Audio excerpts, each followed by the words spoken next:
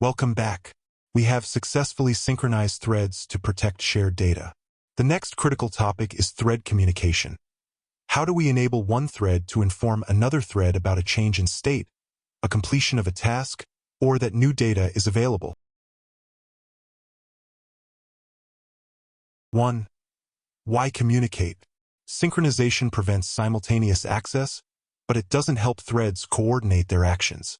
For instance, an uploader thread needs to tell a processor thread when a large file is ready, or a main thread might need to signal an indefinitely running worker thread to shut down.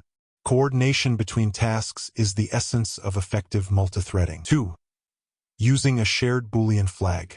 The most basic form of communication is a shared variable, typically a Boolean, used as a flag.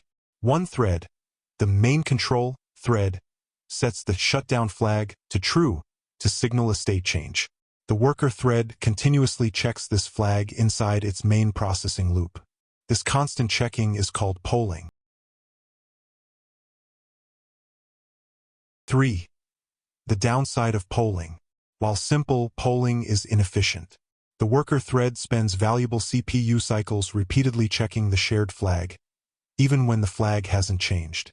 If the task is long, the shutdown will be delayed until the task finishes. If the check is too frequent, it wastes resources. If it is too infrequent, the thread responds slowly to the signal. To summarize, Boolean flags are easy, but polling is inefficient. Our next lecture 26.15, Using a Boolean flag. See you there.